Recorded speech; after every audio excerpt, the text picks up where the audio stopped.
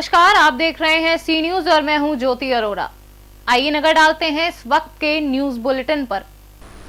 बहराइच जिले में पुलिस अधीक्षक डॉक्टर विपिन कुमार मिश्र के कुशल निर्देशन व अपर पुलिस अधीक्षक ग्रामीण अशोक कुमार के नेतृत्व में क्षेत्र अधिकारी नानपारा व टीम द्वारा कस्बा नानपारा में सघन चेकिंग अभियान चलाया जा रहा था।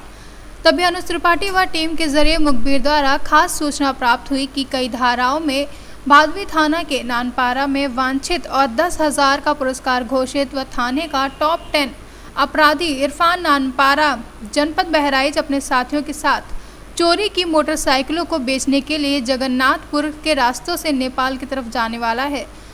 उक्त सूचना पर टीम द्वारा जगन्नाथपुर गांव के पहले नहर के किनारे पक्की सड़क पर पहुंचकर नानपारा की तरफ से आने वाली सभी मोटरसाइकिलों की चेकिंग की गई। वहीं थोड़ी देर बाद ही नानपारा की तरफ से आ रहे 4 मोटरसाइकिलों से 4 व्यक्ति आते हुए दिखाई दिए।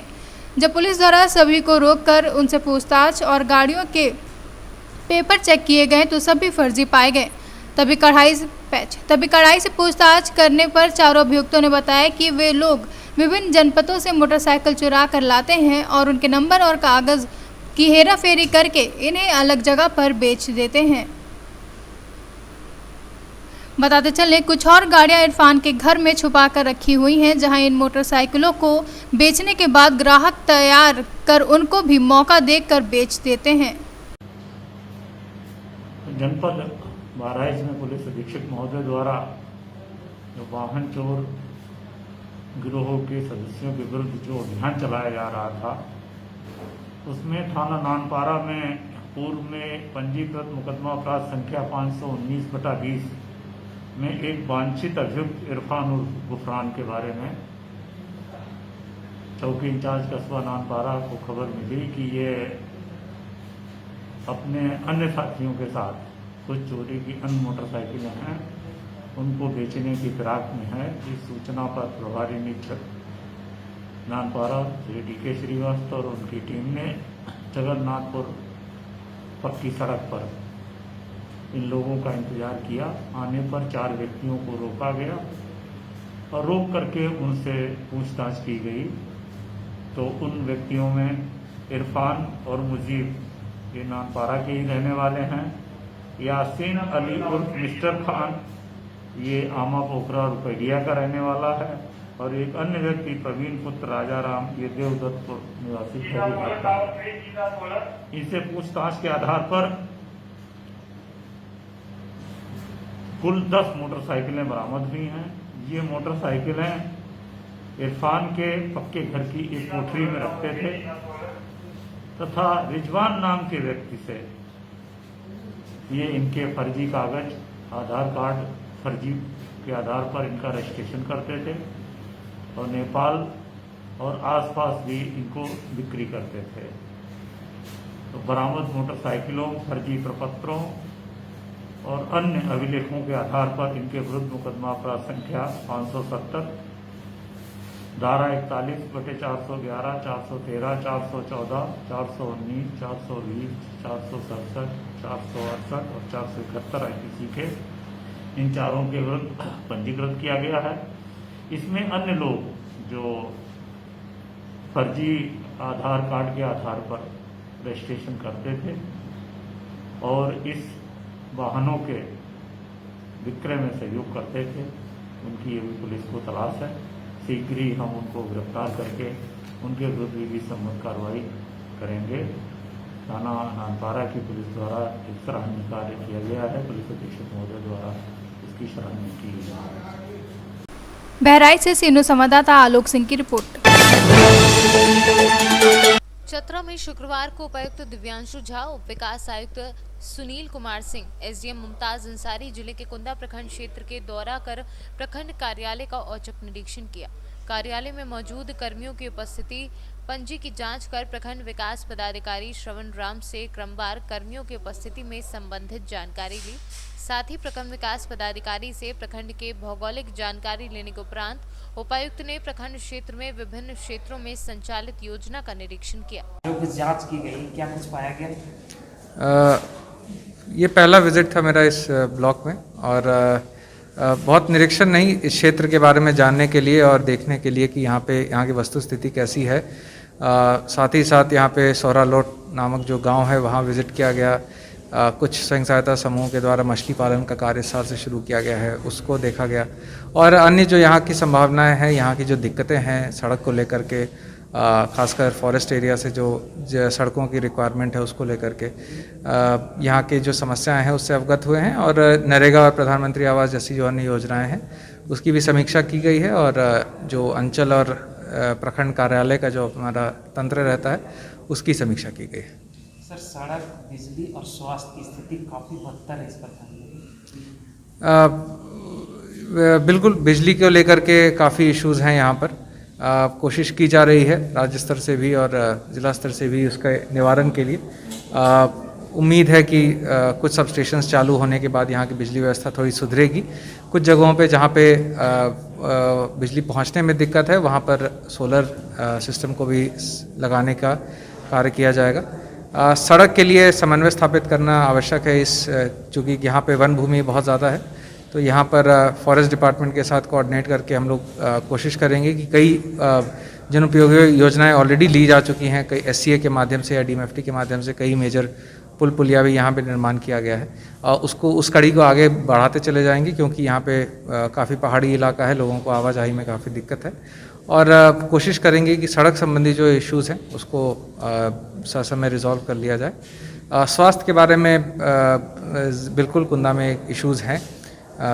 इसके लेकर के कल भी टीकाकरण को लेकर के यहाँ पे एक गहन सर्वे भी कराया गया था और उसके आधार पे जो इम्प्रूवमेंट्स की आवश्यकता होगी, जो नए इंफ्रास्ट्रक्चर की भी आवश्यकता होगी या जो मैन पावर की आवश्यकता होगी, उसके लिए कार्य योजना बनाई जाएगी और कोशिश की जाएगी इस स्थिति को बेहतर बनाने के लिए। सर, कई ज़रूरतमंदों को सेक डाटा में नाम शो नहीं, स्वीकृति लिस्ट में नाम शो नहीं कर रहा है और आवास प्लस में उन लोगों का कहना है कि नाम नहीं है, यानी पूर्ण तरीके से वंचित हो जा रहे हैं। सर, इस पर क्या कर रहे हैं? देखिए, सेक को लेकर के कुछ तकनीकी इश्यूज़ आज मुझे बताया गया है, उसको हम लोग उसको लेकर के डिस्ट्रिक्ट लेवल पे रिव्यू करके एक बार स्टेट से और ज़रूरत पड़ी तो नेशनल लेवल से भी हम लोग निर्देश प्राप्त करेंगे कि उन्हें कैसे लाभ दिया जा सके। और अगर सेक में न रहने के कारण आवास प्लस की सहमति अभी तक चूँकि हमें नहीं मिली है तो इसीलिए बट कोशिश यही रहेगी कि जो भी व्यक्ति जिनको ज़रूरत है आवास की वो हाउसिंग फॉर ऑल के अंतर्गत वो आएंगे और जो तकनीकी दिक्कतें आ रही हैं उसका रिजोल्यूशन हम लोग सक्षम स्तर से प्राप्त करेंगे। प्रखंड के कई लोग जो ज़रूरतमंद हैं उनका वाइट कार्ड बना हुआ है जबकि आवश्यकता के अनुसार उन्हें PH होना चाहिए। ऐसे कुछ आवेदन हमारे पास आए हैं, उसके लिए BDO को निर्देशित किया गया है उनकी एक बार अपने सक्षम स्तर से जांच कर लें और जो एग्जिस्टिंग वैकेंसीज़ हैं, जो रिक्तियां हैं PH कार्ड में और प्लस राज्य सरकार के द्वारा जो नई योजना शुरू की जाने वाली है उसके अंतर्गत ऐसे वंचित लाभुकों को लाभ देने का कार्य करने का निर्देश दिया गया है। सर, एक मिनट सर, ये हो जाती है लोग समुचित इलाज के अभाव में लोग मौत हो रहे हैं। हाल ही दिन में एक ही परिवार के पति पत्नी के 20 दिन के अंतराल में मौत हुई है, क्या इसका योग? देखिए, जिस टोले में ये हुआ था वहाँ पे आज मैं गया हूँ। ज़रूर स्वास्थ्य सुविधाएं तो अपनी जगह पे हैं, बट जो मूलभूत सुविधाएं हैं, घर पे रहने की, सर के ऊपर छत रहने की, उसको हम लोग थोड़ा स्ट्रेंथन करेंगे। हमारी कार्य योजना है कि उन्हें जल्द से जल्द अच्छा आवास मुहैया कराया जाए।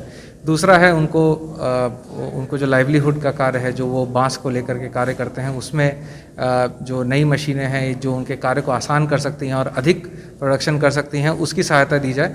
जैसे ही आर्थिक स्थिति सुधरेगी वैसे ही लोगों को स्वास्थ्य सुविधाएं लेने की जो शक्ति है वो भी बढ़ेगी।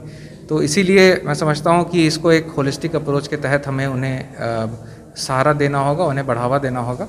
और जो स्वास्थ्य सुविधाओं को लेकर के है, बिल्कुल प्रखंड बहुत दूरस्थ है, यहाँ पर स्वास्थ्य सुविधाओं की कमी है, लेकिन हमारी कोशिश यही है, चूँकि राशन कार्ड के माध्यम से आयुष्मान भारत के कार्ड को भी निर्गत करने का निर्देश दिया गया है ताकि वो सरकारी और निजी दोनों हॉस्पिटल्स की सेवाएं प्राप्त कर सकें।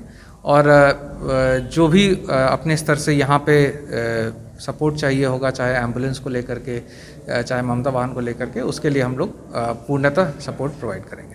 सर, कुंदा में स्वास्थ्य केंद्र का भवन और कॉलेज भवन बहुत दिनों से, मतलब कई वर्षों से अधूरे पड़े थे।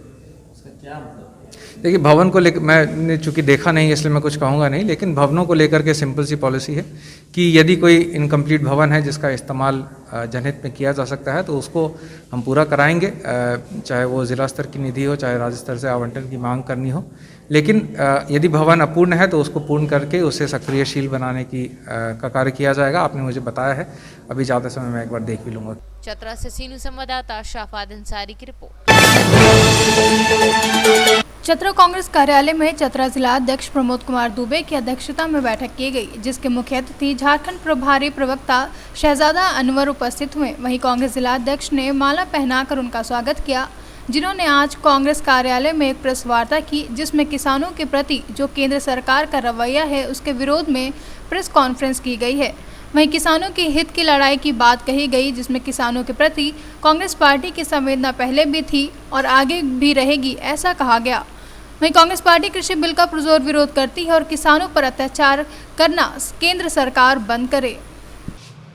किसानों के विरोध में जो हमारा परसेप्शन है, भारत सरकार उसके मंत्री और माननीय प्रधानमंत्री महोदय कुछ भी कहें, लेकिन हमारा ऐसा मानना है कि भारत सरकार ने और भारतीय जनता पार्टी के नेतृत्व वाली सरकार ने जो 3 बिल लाए हैं एग्रीकल्चर सेक्टर में, वो किसानों के विरोध में है। वो किसानों के अर्थव्यवस्था को चौपट करने वाला है।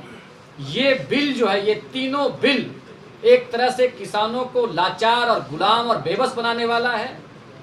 कृषि और बाजार जैसे राज्य के विषय पर अनावश्यक रूप से अतिक्रमण करके, राज्य सूची का ये विषय था, केंद्र सरकार ने गलत काम किया है। संघीय ढांचा पर कुटाराघात करने का काम किया है और विपक्ष के लोगों से, किसान संगठनों से और आम लोगों से बिना फीडबैक लिए हुए जिस प्रकार से आनन फानन में भारत सरकार ने ये तीनों बिल लाया है, वो बहुत ही आपत्तिजनक है। कांग्रेस पार्टी इसका पुरजोर मुखालफत और विरोध करती है। राज्यसभा के अंदर में भी जिस प्रकार से मूल्यों का तिलांजलि देकर के बिना मत विभाजन कराए हुए इसको पारित कराया गया, इस बात का भी हम पुरजोर मुखालफत करते हैं। कांग्रेस पार्टी ने यह निर्णय लिया है कि हम सदन से लेकर के सड़क तक इसका पुरजोर विरोध करेंगे और इसी को लेकर के लगातार हमारा आंदोलन जारी रहेगा। 28 तारीख को, 28 सितंबर को हम राजभवन मार्च करेंगे। उसके बाद लगातार बापू जयंती जिस दिन है उस दिन भी हम लोग कार्यक्रम करेंगे। उसके बाद में भी हम लोग राज्य स्तरीय सम्मेलन, किसान सम्मेलन करेंगे 10 अक्टूबर को। लगातार हमारा कार्यक्रम जारी रहेगा। हम एक बार फिर से ये दोहराना चाहेंगे कि भारत सरकार ने ये तीनों बिल ला करके किसानों के सामने में एक विकट परिस्थिति खड़ा की है और मिनिमम सपोर्ट प्राइस का जिक्र नहीं करना, उसका उल्लेख नहीं करना इस बिल में एक तरह से किसानों के साथ में बहुत बड़ा धोखा है।